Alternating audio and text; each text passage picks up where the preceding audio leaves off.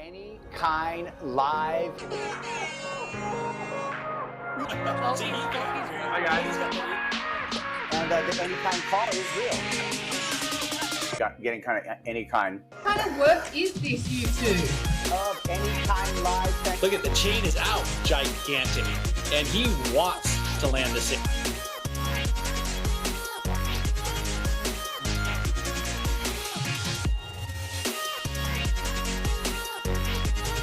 That's right.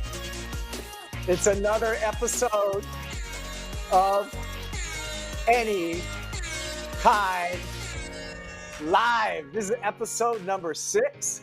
And as always, brought to you by Freeline Designs in Santa Cruz, California. I'm Kaipo, and my partner, Peter Mel, is in the house. Pete, and we got another beautiful, wonderful, extraordinary episode of Any Kine Life. Good morning, Kaipo. Or is it good afternoon? It's good afternoon here. Good morning there, right? Still in the morning? Yeah, yes it is. yes it is. So since this is Any Kine Live, we're not married to a particular format. So no. We can do anything. I just want to talk a little bit about podcasting first. Okay. If you want to know more about, I don't talk a lot about myself, but if you want to know more about me, Late Night and Chalky, it's a podcast. And this week, I'll be talking with Late Night and Chalky. Actually, they're airing the podcast that was recorded earlier with Late Night and Chalky here. And then also on Late Night and Chalky, if you go back a few episodes, you can also catch up with Peter Mel and the conversation with Pete. I like the long format. I like the podcast. What do you think, Pete? I love it. I think that you can chat it up. These guys are a very knowledgeable group. Both of those men have been around for many, many years, and so they know some of the secrets and know some of the good questions to ask. And those guys have been putting it together, and they've got some great ones. They have Lisa Anderson on there too, I think, and I can't wait to listen to yours, Kaipo. Thanks, Pete. So you can catch that. Both Peter Mel and I were on that Late Night and Chalky podcast in different episodes, but we're going to be featured on that. In more podcast news, Joe Rogan, big news. Joe Rogan signed a deal with Spotify. So leaving Apple. Yep, upwards of $100 million deal for Mr. Rogan. He needed that money too. Wow, I'm sure. But I mean, he's got the biggest following, right? And obviously, podcasts can be very lucrative in a big way. Yep. And we have yet to turn $1 here. We're doing this for love, you guys. We have great support from Freeline. And if you're in Santa right. Cruz, you got to go to the shop. The shop's open for business. We're doing curbside. Come to the door. You can personally service by Tara Mel or myself, even though I'm in the back right now. So Tara's working the front. And we're doing this to entertain you folks at home. Yeah, that's right. Well, so episode 6, Peter, we're going to get into this, is going to be podcast style. So usually we have all these different segments and everything, but this was worthy of a long format conversation. And we had a conversation with Mr. Chaz Smith from BeachGrit. You know who Chaz Smith is? Chaz Smith is one of the, founder, I guess, of BeachGrit. And BeachGrit is something I know all of you have been a part of. And oh gosh, thanks, Nick. This is a picture of Kaipo and I think that's a sea slug. Oh my gosh. Yeah. But BeachGrit, one of the, what would you call BeachGrit in a small, short little format? Entertainment at one of the perverse forms. Yeah, I mean, it's almost like surfing's National Enquirer in a way. But you know what? The thing is, these guys, they break stories. And so they actually do some pretty cool reporting. They're controversial. They're just good reading. I mean, it's, what do they call it? It's like hardcore surf candy for your eyes, BeachGrit. So without any further ado, let's check out our conversation, Peter, with Chaz Smith. This just happened yesterday. I'm going to do the intro. The truck is telling me intro. So here we go. You know what? I'm starting this off. Peter, this is a really, really, really cool phone in that we're going to do right now. We're going to be sitting by the rivers of Babylon. And we're going to be talking story. Talk about media. He's a journalist. He's an author, a surfer, and puts out some of the most engaging surf content from the minds of Chaz Smith, BeachGrit, and we got Chaz with us right here, phone in on Any Kine Live. Thank you for joining us, Chaz. It's my privilege and honor to be here. I can't believe I snuck behind the positive wall of noise. Well, I know. We can talk about that. I mean, that analogy to, well, first of all, let me make a point. I read BeachGrit, okay? And I think it's funny. I think it's engaging.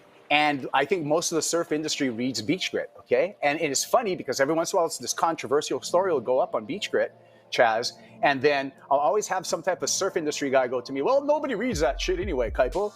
And I'm just like, bro, how would you know if you didn't read it? What do you think about that, Chaz? You know, to be honest, I mean, all of this damn surfing is just so funny to me. And so I just can't stop. But the problem is, I think it was a lot funnier to maybe other people when I was 30 doing this. As a mid 40-year-old, just acting like an asshole, it probably doesn't look as good as it once did, to be honest. But I still have fun. Hey. And we all still read it. Yeah, we all still read it. And speaking of having fun, this is a point I want to make right now since there's nobody on the QS grind anymore. Everyone's surfing for fun. You're riding a mid-length. You're riding a mid-length, Chaz, and I'm like applauding you for that one. I mean, this whole damn, like, I've hated Pete. I see your eyes. I see you just hating me from I've got all the way mid-length sitting in my surf shop right now, and I'm a backer. I'm a backer behind it. Pete, I don't ride one myself. I hated them. I know, see, exactly that. It's it's good for you. Good for you. You finally given up and doing what you should have done a long time ago is giving up. But I mean, I didn't know how fun the damn things were. Like, it was a revelation. I took it out in like shoulder high, mushy, but that's all I surf is mushy waves, right? That's all. I'm not backdooring into any sweet section. It's just like mush. And there's dudes, old men out there on long boards that I'm competing with. And yeah, now I'm just burning them on my sick mid-length, my beautiful seafoam green mid-length. You know what, Chaz? I'm a believer of that. I'm at my dad's house right here in Makaha. It's a big, mushy, bright point. Yeah. Hundreds of people out there. For years, I tried to surf a shortboard out there, and it's like battle. Every time, battle. And then, you know what? A couple years ago, I said, screw it. I got a 7-foot, like, it's more like a hot curl kind of board, but it's like 3 inches thick. You know, it's 20 inches wide, and I'm just like, now I'm surfing with it. Because the first part of surfing is getting the wave. And surfers are selfish, okay? We're all selfish. We're the most selfish bastards out there. Horrible people. Well, we're just selfish. It comes with the act of surfing, you know? But the part that surprised me about these damn things, though, is they turn now. Like, I mean, not multiple turns, but that one... Like, you can wrap them, which I didn't know that. Not that I wrap them. What are you riding, Chaz? What is the size and dimensions? It's a 6'10", 21-inch. I can't remember the other number. It doesn't matter. I mean, that's 6'10". Yeah. So it's on the shorter side of that spectrum, but still. It's on the shorter side, but it's the most foam I've had in, 20 years, right? And I thought I was going to be bobbing on the top of the water like I was sitting on a cork, but it like sits in the water, and I mean it's a surfboard. It's not I've totally given up. Well, who am I kidding? I've given up. So did it take Devin Howard's video of him riding that board to get you hooked, or was it just something like I'll just order one to see? And no, it was that. It was that. It was watching Devin on his Instagram clips, like I think it was at Malibu, right? Whatever that first or one of those Instagram clips that he posted. Like watching that, Yeah, and I know that I'll never be able to surf like Kaipo or like you or like Kelly Slater. Like, why am I trying to ride? You just compared us to Kelly Slater. Love it. Why am I trying to ride anything progressive? Like, I should almost go back to the start. And I look at Devin and I think maybe I can actually achieve something that looks sort of like that. Like, not surfing like Devin, but something in that vein where it's not fast. It's just that. And then, yeah, it's stuck in my dang craw. And then it's a damn fun board, though. I'm literally on a fun board. It is a fun board. But you know what? You know what, Chaz? It's beautiful. Devin's surfing's beautiful. He's a good looking dude. Devin actually like made the board happen for you, right? Yeah, completely. Got you the board. And my partner Peter, he's pretty damn good looking too. He's a beautiful man. I think. But that leads into my next question, in that in BeachGrit, most of the Peter Mel type of articles have involved some type of sex, whether it's like Peter Mel getting gangbanged at lower trestles, the condom sponsor. That is. I mean, that was I think you even had fan art for the condom sponsor. You even had Peter Mel's face as a condom for that one. I did. Yeah. But why? What's with the sexual innuendos? I don't get it. You're sexy. I mean, have you looked in the mirror, Pete Mel? Did you? You wake up? It's damn true. The first time I ever met you on the beach there. It is. I'm looking in the mirror. See? I need a haircut. Chaz, I'm with you. Peter's sexy. He's got that great head of hair. Undeniable. He charges big waves. Like, how sexy is a big man charging big waves? Ugh. You know what I mean? That's just like panties are flying from the back row, That's what I'm saying. Because Ron Blakey is a handsome man too, but I've seen him surf ranch. That was okay, but I've never seen Ron Blakey drop into Mavericks. Have you? No. Pete, has Ron Blakey ever paddled out to Mavericks? Not yet. So that's what I'm talking about. A day, but you never know. We've had a few heats over our time though. He definitely wants to showcase his ability on the surfboard, and he is a good surfer for sure. He's actually had a few waves. You're like, a couple, the heats that we've had. He's totally ripped like a teenage girl, which is great for what it is. But he's not man surfing. He doesn't wax up his 9.0 pintail and paddle out into freezing cold Sharky Mavericks, does he? No. That's what I'm talking about. All right, get it. We're interviewing Chaz here, guys. Okay. No. I just wanted to bring that up, Peter. It's all good. Here's another question for Chaz, though. Speaking of Sharky water, when I go, he to didn't BeachGrit, answer the question, Kaipo. Why the sexual innuendos? Because I look in the mirror because I'm good looking. Because you are a handsome man who also, I feel, from the very first second I talked to you, and how many times have you talked to Derek? I haven't. Riley. Never? I don't. I mean, a couple times maybe, but yeah, not a lot. You have a face and a vibe that says, let's play. That's what it is. It feels like you won't get hurt feelings, which is, maybe if you acted more hurt, then if you wrote a real hey guys, please knock it off.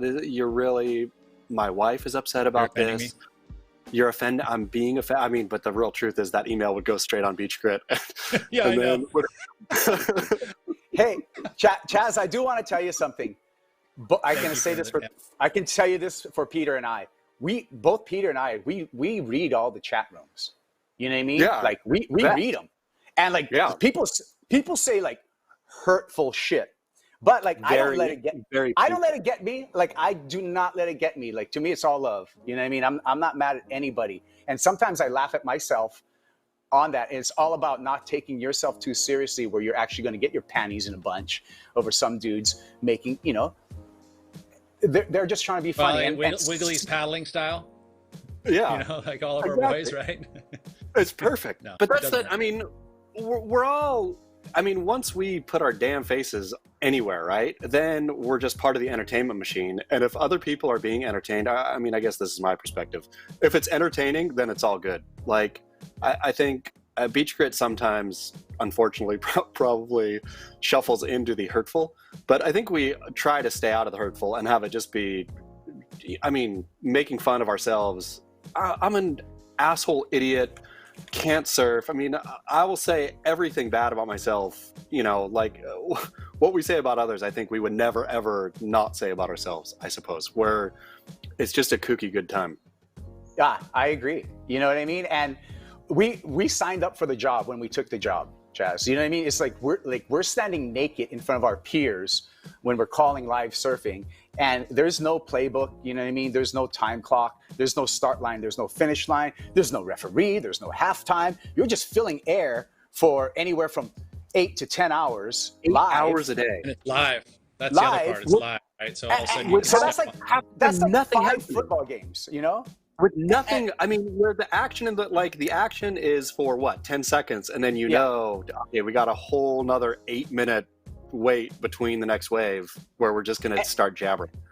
And what I can guarantee you is, if you give any human being 8 hours talking, they're gonna say some stupid shit sooner or later, because it's inevitable. It's the odds. It's like you're gonna say something stupid because you have been talking for 6 hours, and you're gonna run out of shit to say, or you're gonna have a brain fart and just blow it. You know? Well, that's the thing. It's easy to offend one of the surfers, right? That's the other thing, is that you're talking about these guys, you're critiquing them, and you're trying not to be, and you had mentioned that stepping behind the positive veil, right? Whereas if we can't get too critical, or else all of a sudden there is a tap on the shoulder saying, hey, you can't do that. I mean, completely. Which it's funny when people, I think, discuss the wall of positive noise and all that. They think I feel that I'm talking about you not criticizing the judges, where it's never about that. It's criticizing the surfers is what I'm talking about. It's just light into them. But I know that you're sitting there having dinner, and they're all right there next to you every single night, which is not that comfortable. Right? Yeah, I can't. And I wonder. I half the time I don't even know what I've said. Yeah. You know, like, And they all come in, and they all play the Do you heaps of both get taps on the replays. shoulder? Do you both get taps on the shoulder for surfers come back and saying, "Come on"? Across the line. There has definitely been, we've had conversations that you can't say that, and because you've offended somebody. Yeah, selfish and sensitive. That's what we are as surfers. Yeah, see, that's across the board. Yeah, all of them. Yeah, I mean, let's lead into it right now. I mean, there's no pro surfing going on. Yeah, and nothing. Some of the most entertaining content is happening from non-championship tour surfers. And to me, Chaz, it shows like those are the real guys on a grind in this downtime. Is like your Jamie O'Briens and your Mason Ho's and guys who are getting creative rather than just waiting for everything to be like laid out in front of them. Well, to Dane re-releasing or releasing, I guess, fresh Chapter 11. I mean, Dane coming back in as a, I mean, yeah, it's funny. Have you both watched Dane or seen Dane's new Chapter 11? Yeah, I'm a fan. I've seen it, but not. Is his new one? Has he released a new one yet? No, Dane started reblogging basically. Like Marine Layer is now Chapter 11 TV, releasing clips regularly, showcasing basically upcoming talent from, I think, whatever you can get in this stupid quarantine time, but doing edits, but writing phenomenally. Like as a writer, like Dane is a phenomenal writer. And so the whole thing though is, I mean, fascinating and great. I don't know how, I don't know where he was, but he's back. Thank you, Corona. Yeah. I like it. And you know what? I can't wait for live surfing to come back, live competition. But competition is just like, it's now it's even more of an example is that competition is just one little facet of the overall surf experience, right? The jersey thing's different. That's like for numbers and for points and stuff. And then it brings out emotion in people, and it brings out like the competitor in people, right? For guys like Gabe Medina, who's like a killer in a jersey. But you know what, Chaz? It's kind of came out this week. I listened to a great interview between Gabe and Mick Fanning. And I agree with Mick Fanning is Gabe Medina is not a dick. Okay? Yeah, He's not a dick. But like everyone thinks the guy's a dick because that's the competition part. That's what you're supposed to do. Do you feel like that Gabe is doing that as on purpose to kind of give himself that aura of invincibility? I feel like that's part of it. I mean, he'll do anything to win a heat. But he's a nice guy.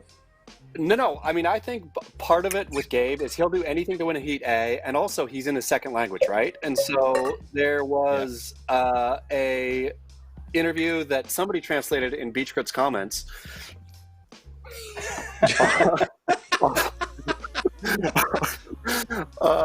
Someone translated in BeachGrit's comments. You want to introduce who that is? This is Hemingway. You can say hi. They can hear you. Hi. This is Hemingway, my daughter. Hemingway. She's epic quarantine like all of us. Happy. So you're teaching your daughter too, huh? Oh, it's the worst ever. I'm the worst educator on the face of the earth. Every Friday's off. Now every Monday's off. Is that how it is, Hemingway? Wednesday's off. Be the worst educator? She knows. She like sits. I try to force her to learn French and just whip her every day. It's really horrible.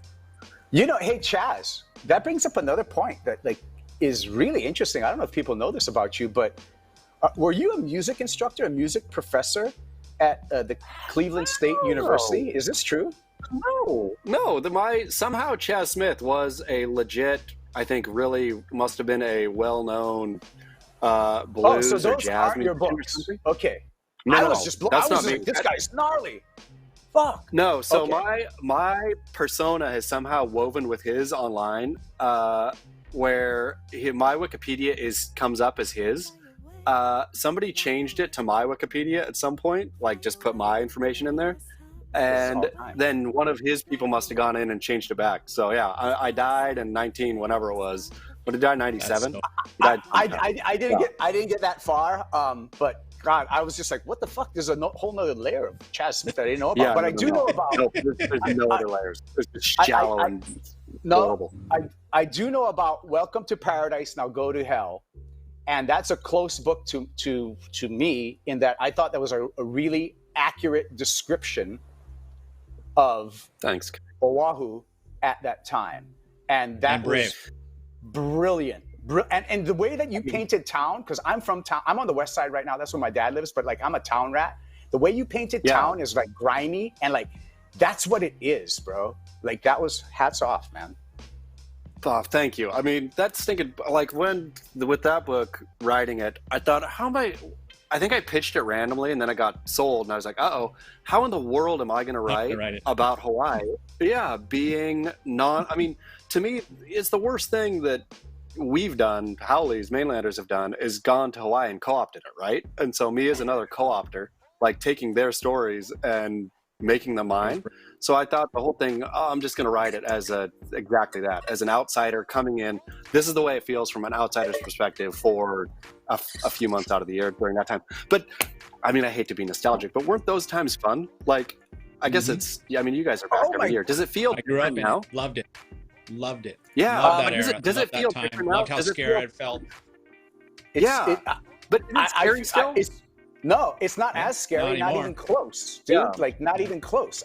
I'm on the west side right now, bro, and I'm telling you right now, there's Tommy Bahama umbrellas that go up on the, like, before this COVID shit happened, there'd be, like, Tommy Bahama umbrellas going up on the beach over here the last 3 years, where I'm just like, what the fuck is happening out here? Yeah.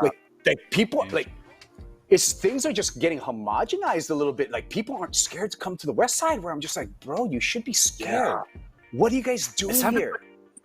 Lace up the black shorts, Kaipo. Oh yeah. Below he's the got knee a jacket black and a pair of shorts, and he's in there too, right, Kipes? You're in the hui.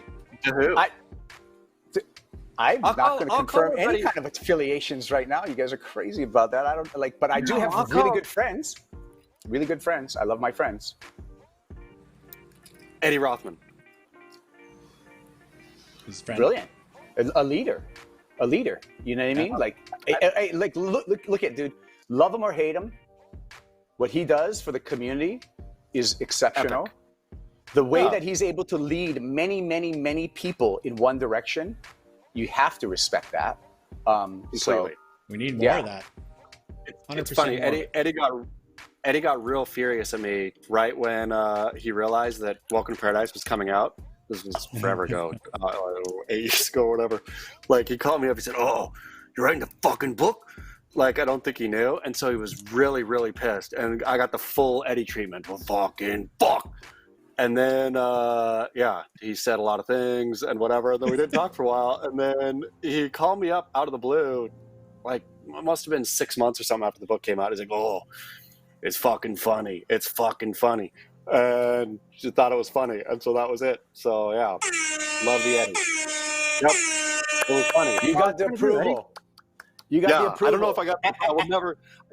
I can't wait till I see him because I know, and I'm going to ask him for it too. I totally am owed an Eddie Rothman slap, and I'm going to ask him for it, and I'll just, it'll knock me out for a day, but I'll wake up feeling so happy. And I can say Pete and I have both got those phone calls and stuff too, and you know they're passionate phone calls. You know, passionate phone calls. Yeah, you got to give it up to him. And I answer them all every time I'm available. I'll answer that thing too. You got my to pick goodness. up. It's every single time that when I see Eddie Rothman pop up on my iPhone screen, I love that it still makes my heart stop, even though same. That's rad. Yeah, assuming that he's far away, whatever. Oh, you get fuck, it, what did I do? Yeah, exactly. It's such a rare feeling as an adult to get scared all of a sudden that you did something to get you in trouble. But you know what? I'm going to say that's an example to me of gonzo journalism, like Hunter S. Thompson kind of stuff. And I'm a big fan. I haven't read the new book, Cocaine and Surfing. Can you explain to me what the relationship there is, or just give us a little preview of what's in that release?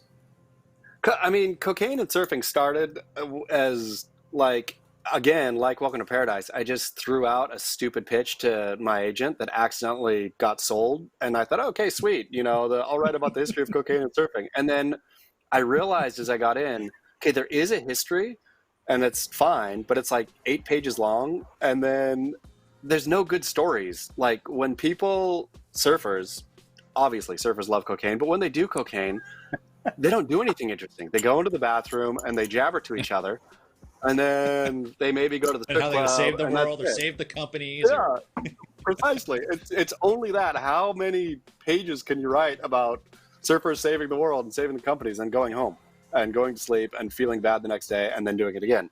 But so it sort of turned into what I guess in retrospect, my Orange County version of Welcome to Paradise, where it details just the surf industry in Orange County, like Welcome to Paradise details what professional surfing for those months look like in or on the North Shore. Okay. Then what about the latest release? Although I thought you wrote this book a long time ago, and my information could be wrong. From Hell. Reports from Hell. Yeah. That's heavy. Yeah, so that's the one that's coming out in July, and that's all the Middle East stuff. So that's like basically, pre sort of surf journalism. I spent most of my time in the Middle East. So this one covers more or less 2 trips through Yemen, and then a trip in Lebanon during the 2006 war. So it's oddly became a surf book as it went along. But it's looking at Islamic fundamentalism and all that stuff. And what brought you into that? I mean, why did you spend that time there? Early on, I remember my uncle was sort of a big missionary guy, and went to his house one day when I was a kid for a slideshow, and he had a slide of him all bearded, standing by a donkey in Afghanistan with a bunch of other bearded men.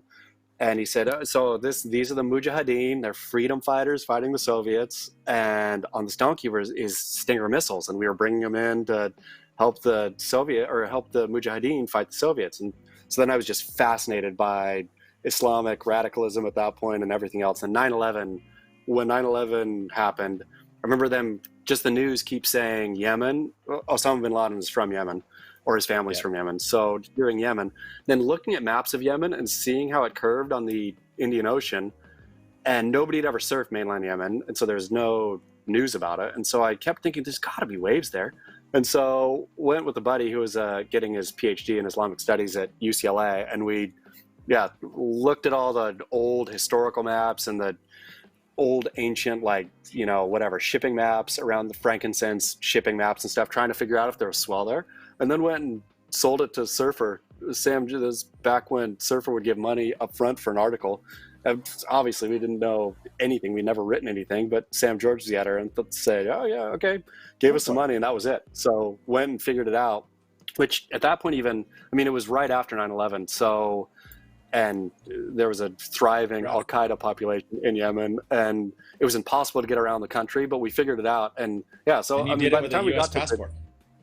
The whole time. By the time we got to the end, up by Oman, the border there, like, we were the only white people or Westerners that anybody had ever seen. So we got the full, like, touching the hair, looking at the blue eye treatment and all that. But yeah, a lot of fun fights with Al-Qaeda folk, got shot at a couple times, but it was, an epic trip. And then, yeah, triple down on it. We did it a couple more times, yeah, head to tail. Reports from hell. On motorbike. Reports from hell, yeah. Wow. So it's, yeah, about kind of, you hear about back then, it's odd now, I guess, in the coronavirus time where Islamic radicalism is no longer a big threat. Now some crazy virus is the thing that's going to take down the world. But I guess in the same vein where back then, Islamic radicalism was the thing that was going to bring us all low. But I don't know, what is it? And actually going and seeing what it is and being able to talk to people who are radicalized Islamists who want to burn you down, but talking to them face to face, there's something really there. This human connection is still human connection, which, yeah, so that's kind of what the book is about. You know what? And when you make human connection, that's how you build empathy within people. Yeah. And so until you know people, and you, a lot of times when you judge someone just by their cover, that's how, like, racism and all this shit happens, right? It's just because people don't get to know people. So there's all these assumptions, and it happens in, like, races, religions, all that stuff. So, I'm hoping on the back end of this, like, when everyone's kind of been fighting one enemy together, that hopefully we have more empathy for our brothers and sisters, even though we might be a different color, we might be a different religion, we might have a different lifestyle. We're going to just be less judgmental, so completely. I agree with and that's the thing. You can think somebody's what they believe. Again, and I guess it goes back to BeachGrit. Like, we can flame throw all over the place and make fun and laugh and whatever. But again, at the end, there is a human connection to everything. The coronavirus thing is weird, I guess, because hopefully it does bring us together, but it's not like the coronavirus is a person. So now hopefully all people can come together and fight a virus. But in terms of the Islamic stuff, there were people too. And so they were radicalized, but we're radicalized too, aren't we? Hey, dude, I got I have normal kind of like neutral Muslim friends who aren't radical, who are some of the best people I know. You know what I mean? Yeah. As far as giving back to their community, and as far as discipline, and as far as having like a moral code in which religion, Sure. whatever the religion is, at least religion gives you like a moral code, And For that's sure. That's another. So there's another surfing kind of conversation.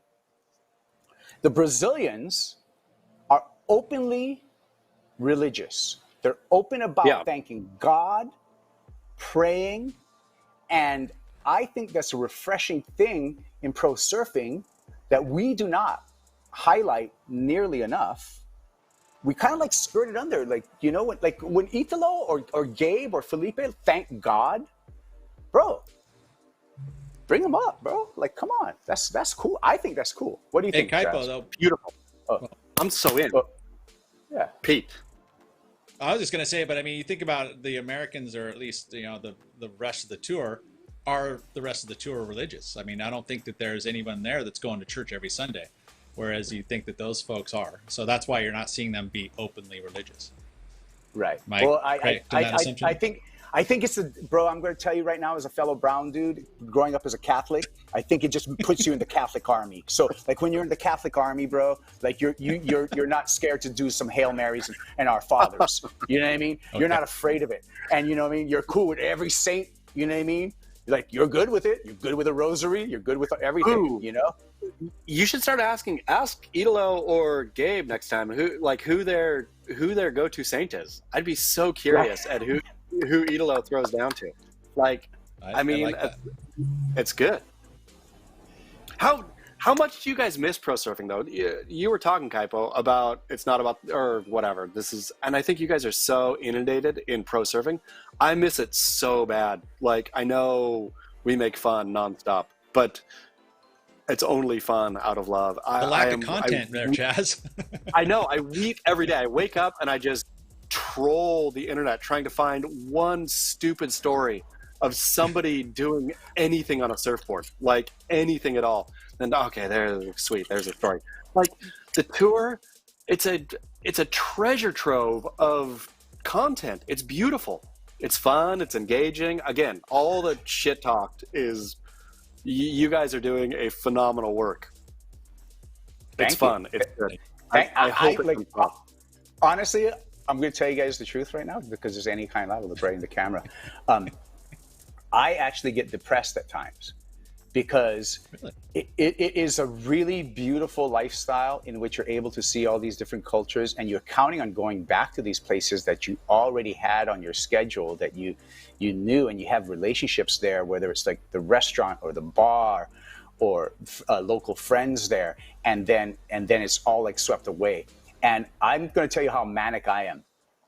I sometimes check my little airline apps just to see if something mysteriously pops up. Like, there's you a lost flight your status. somewhere. Oh, well, no, because in the real WSL world, that's how it used to go. Where sometimes you wouldn't know, when you're taking off, when you're going, when you're leaving. Okay, you don't know when you're leaving for an event, and like 24 hours before the event, like all of a sudden it would pop up on your app, and you'd be just like, oh yes, okay, that's the flight, and just have to hustle, get your shit together, and go. And so out of habit, I still OCD and like every once in a while check my airline apps. Did I get my upgrade? Did I get my upgrade? Did I get my upgrade? The worst damn thing is I just saw a horror story, I think it was in the Wall Street Journal, about airline travel moving forward, where basically there's no drinks, there's no movies, there's no food. Everybody is more or less in hazmat suits the entire flight. Imagine going on an international flight with a face mask, no drinks, no food, limited entertainment, no magazines. They've taken out all the magazines from the seat backs, everything, right? Like, yeah, airline travel is going to be a prison bus from now on.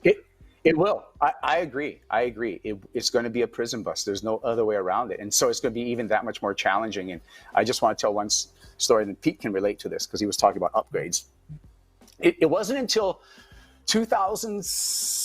end of 2016, I think, I bit the forbidden fruit of the business class seat. Biz class? That was first time?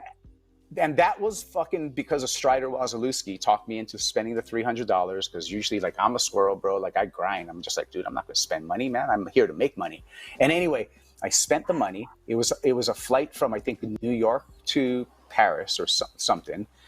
And once you bite that forbidden fruit, you're done.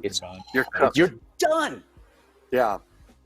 If you can't afford business class every time, you should never go on business class, to be honest. It's the worst thing. Now, to think of the future. Fair warning. Yeah. Now, to think of the future, that you don't get the warm nuts, the mimosas, the champagne, the appetizers, the lay flat fucking seats that we love, the Casper pillow and my blanket and all of these things, and people just like, it's going to be a different world, Pete. You get shackled and a mask pulled over your face and you get pushed in. That's it. That's all you're gonna get from here on out. Do you regular biz class, Pete? I try to, yeah. I'll pay that money. I don't care. I usually exactly. have to end up, smart man. I'll bid that's the for thing. it. I'll bid for it. I'll pay this extra $600-800 and take a bite. Just because. I mean, sitting in front of when they're asking you, will you, hey, we have one. It's a $1,200 upgrade, and when you pause and think, like, I haven't gone over $1,000. Yeah, exactly. But I've gone $650 to $850. No worries. Exactly. But you start like Kaipo, thinking, okay, $300 is a real pinch. But then once you taste that fruit, then it's like, it's really hard not to do it almost at any cost. Like, where if Pretty it's much. available, yeah, it's a real never. Don't fly business class if you can afford business, or if you can't afford business class is the lesson. Well, maybe this is going to like kind of like kill that disparity between business and economy, because it was brutal. We're like the front of the plane was we're having this rad private party, and the back of the plane we're just like in pure misery Of all course, the time.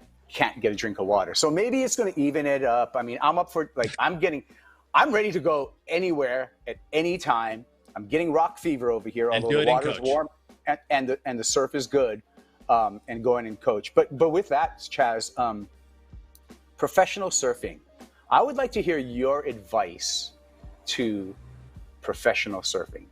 Well, how can professional surfing improve? nobody cares about the bottom half of the draw. I mean, that's just, I think not one person cares, right? And so it feels like so many days are chewed up watching people that you don't want to watch surf.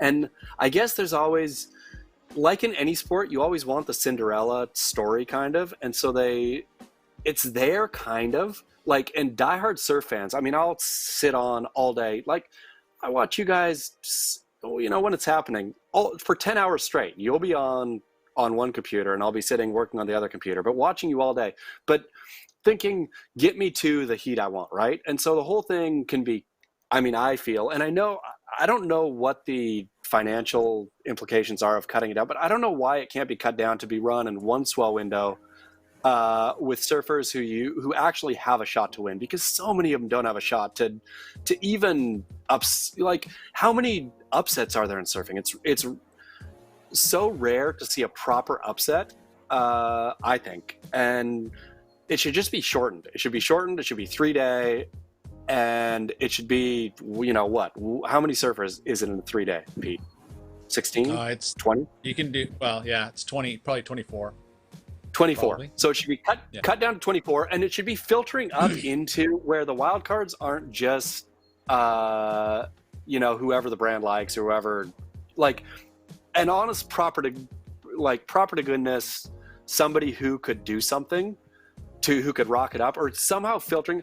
I totally love the new idea of having the QS and the CT run differently, and having that, or whatever the thing they proposed is, where this fresh blood is coming in.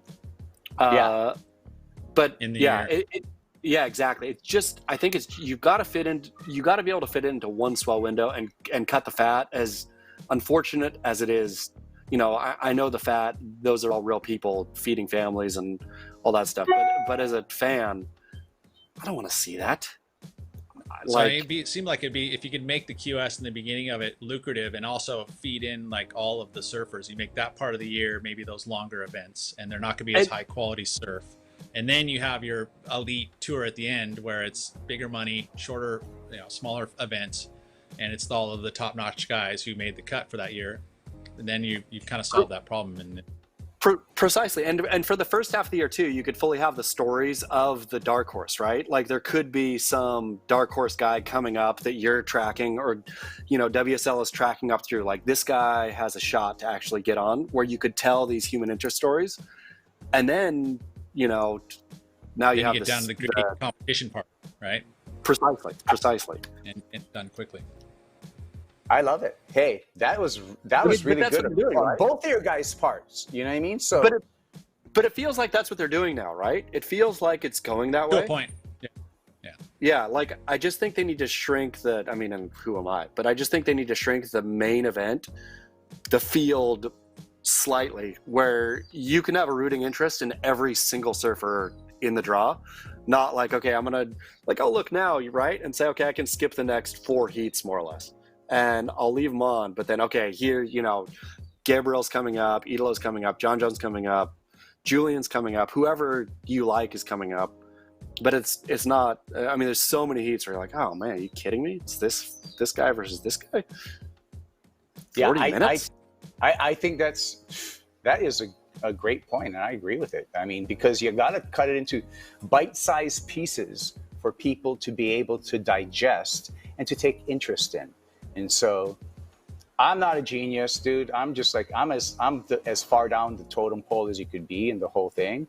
And Pete used to be a commissioner, and that almost drove him to like completely a gray head of hair right there. But luckily he resigned. I still have it, dude. Being commissioner of the Big Wave World Tour would have been absolute torture. Not only what you need in terms of swell and what, I mean, yeah, to actually do that kind of stuff is crazy. But then also the total insane people you have to deal with. Like, big wave surfers are honestly mentally insane. Like, I can't imagine the text that you had to field as commissioner of that tour. You should do it. You should just do a book of only, no context, just texts you've had from big wave surfers. They're mostly phone calls. They're smart. They call you. They don't put it in print. Maybe they can't even type it. Well, no, it's the old, Judge Judy said it. It's the old write it, regret it, say it, forget it clause. And that is so true. That's like I think that's almost litigious terminology where people are like, if you want to do a deal, just do it verbally first. Don't ever put it in writing, because then they have a paper trail on you. Completely smart. Okay. That's how it was. We've been talking about the WSL, and Chaz, you have had an incredible history of breaking stories before even we know what's going on. Do you have a mole in the WSL? I have multiple moles. That's the best part, is that, multiple, which is, I mean, hopefully this is where it really works, right? Is that there's so many people in the WSL who I think, WSL is great, right? But it's a organization, and I think people, I don't know, surfers are bastards. Back to the original thing, where you have selfish bastards, and or think things are funny when they like kook slams is probably the biggest surfing Instagram account, where we just mock people getting bashed by waves, right? I just watched one of Mike Coots, like a war hero, ride over rocks and gets. Did you see that one on kook slams? Not yet. Yeah, it's a good one. He's on kook slams. And he just rides over rocks and gets slammed into one, and Mason's there laughing, and Coco's there laughing, and everybody's like, because we're bastards, right? And so that's what I think. I hope that this DNA is still at the WSL, so you have surfers there who hear something or see something, and then will reach out to me and say, hey, off the record, ... But many, many multiples. That's hats off to you again, just to have that network, because it blows me away. And but it's just there's a little intuitiveness there too, though, I think, right? I mean, you can sense, and we all are sensing stuff. You kind of, and also it's a fix too, right? In a way that you're kind of trying to, because everyone's reading, you can kind of have an influence in something that's going to happen in the future. I mean, that's the funny thing is, though, it'll just be, I mean, now with Elo, Eric, God bless Eric Logan for having a sense of humor in all this. I mean, I don't know how much I feel that he knows enough not to get his feelings hurt, and maybe I'm making a assumption that I shouldn't make. But I feel he wants to play, which at his core, even though I shred him as a non-surfer all day, every day, I feel that Elo is somehow a surfer, in that he just wants abuse, right? Well, I think I'm going to tell you, like, and I've had limited time with Elo, but I've been super impressed with him. Obviously, he's got a heavy hand. He's got a great Rolodex. He's been a big player in TV. He's a powerful man. He's a guy that came up on surfing later in life. And to me, there's some type of purity in that, because as lifelong surfers, got the bug, we get complacent. And sometimes lifelong surfers, we're the grumpiest fucks out there in the lineup, where we're just like, oh God, who's all these guys come from? Like, oh God, oh, it's too high tide. I work on that every day, Kaipo. I know, and I'm working on it too, Pete. I'm trying to be better. But when you're new to this beautiful experience of surfing, you're like a kid, like how we were kids, but he's like a kid where you're just like, I can't wait for it to get light tomorrow so I can dawn patrol. You know? He dawn patrols. I love that. Imagine dawn patrolling in Manhattan Beach. Manhattan Beach is honestly the worst wave in the entire world. I would rather surf any wave than the wave. He wakes up, sets his alarm to wake up to go surf Manhattan Beach. No, but he's up at 4, dude. He's sending emails at 4 a.m. and then he's already fired up, ready to go. But also, I love that.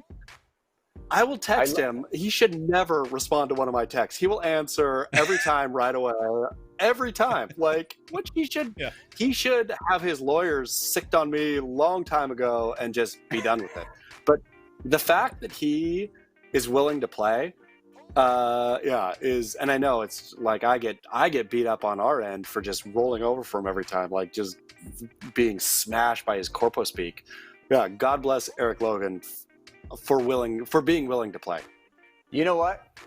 I am going to take a drink right now to Elo because the fresh energy has been a gift to surfing that the man from the Oprah Winfrey Network has brought to us. Oklahoma Dude, via the Oprah Winfrey Network.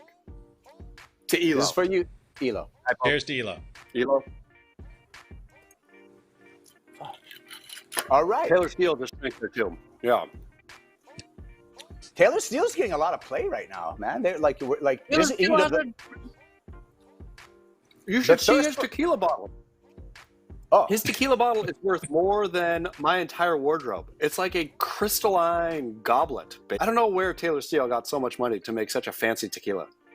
well, he's having a second life right now because on WSL they're rerunning a bunch of poor specimen stuff. You know? Oh, so he's just raking in the money. I don't know. I have fucking no clue. I'm sure it's not that much money, but it's kind of cool. It's kind of cool that like, he's got some good friends and good people investing, and he's a brilliant guy who can come up with stuff. And now it's in tequila. He made some surf movies back at punk rock, and he recipe punk rock and good surfers together. Next thing you know, he's doing it now with tequila. Now he's putting, and it's glamorized bottles. I guess is the step towards success. It's beautiful. Have either of you guys felt bad over the last few years listening to the music that you listened to as a kid, realizing that's oldies now? When it is awful. But you know what, Chaz? They end up coming back to it.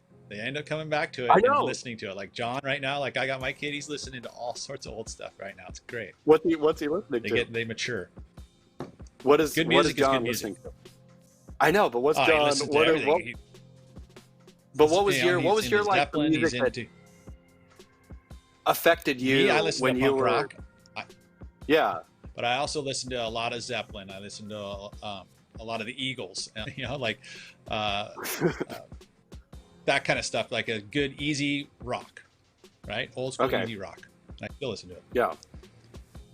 Oh, done now. Rock is dead. To realize that rock is dead. Rock is finished. Rock is dead. I listened to the entire 40 Ounce to Freedom last night at 2 a.m.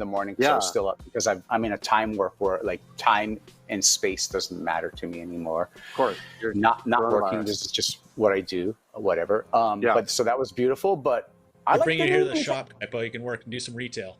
I like the new music. You'll sleep. I like the new music.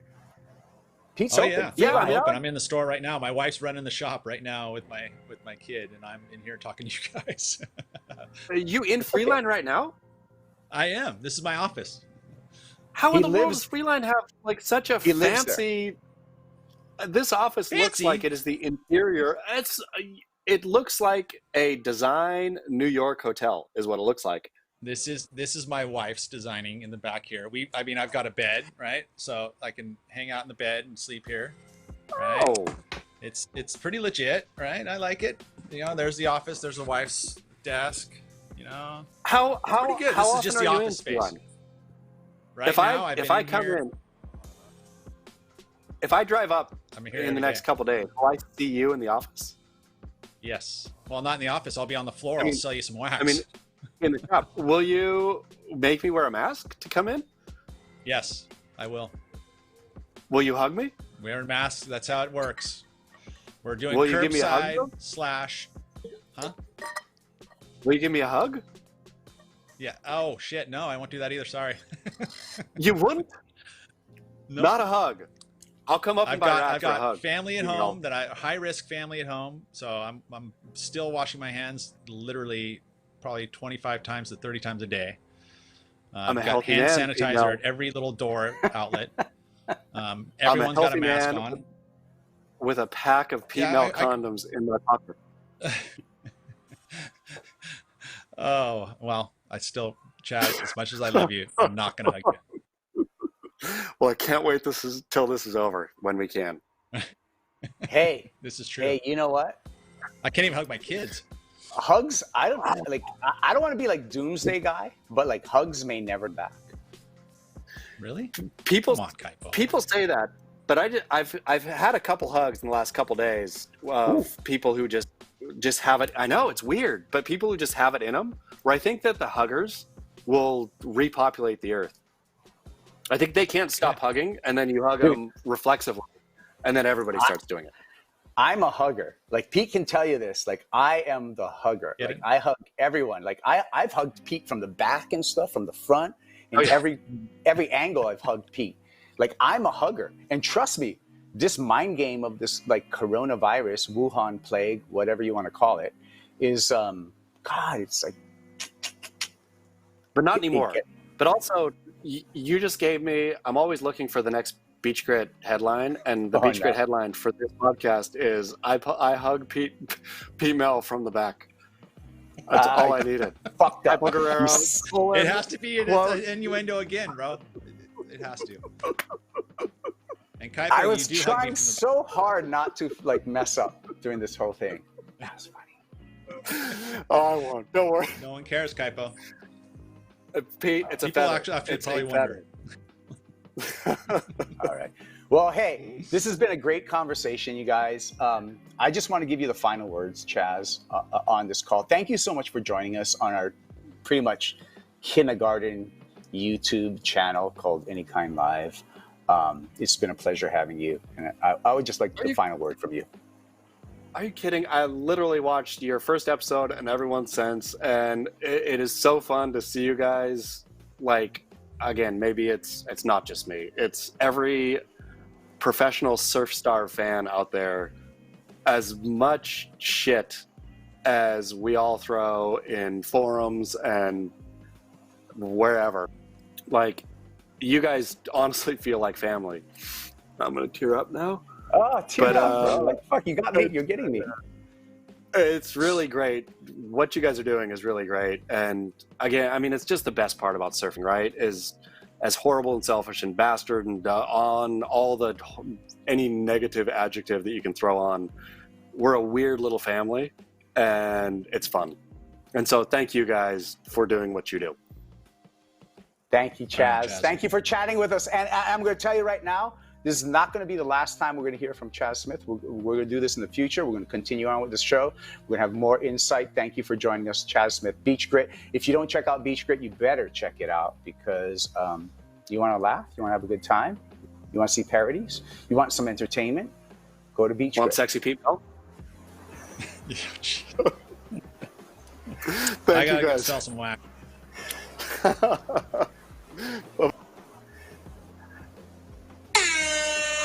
How fun was that, Peter? That was a fun conversation, right? What? Yeah, absolutely. Chaz, he's a character. Brought to you by Freeline Surf Shop in Santa Cruz. How much do I got to pay for this, Kaipo? We're not making any. We're not making any money. We're not making any money yet. I mean, when we do it, hey, look at though. If anyone's watching, and you want to see, you want to throw something our way, we'll gladly highlight you here on Any Kine Live. Right, Pete? Love it. Yes, that's right. We got to do another product review. What's going to be our next one? We're gonna keep it secret till the next show, episode 7. So, but this was episode 6. No, I don't have one. Until next time. That's till next time. Till next time. Hit the thumbs up. Smash that thumbs up. I want you to subscribe to Any Kine Live and hit the bell so you get notifications when we do go live. This has been episode 6 of Any Kine Live. Until the next time, I just want to wish you guys aloha and thank you for watching.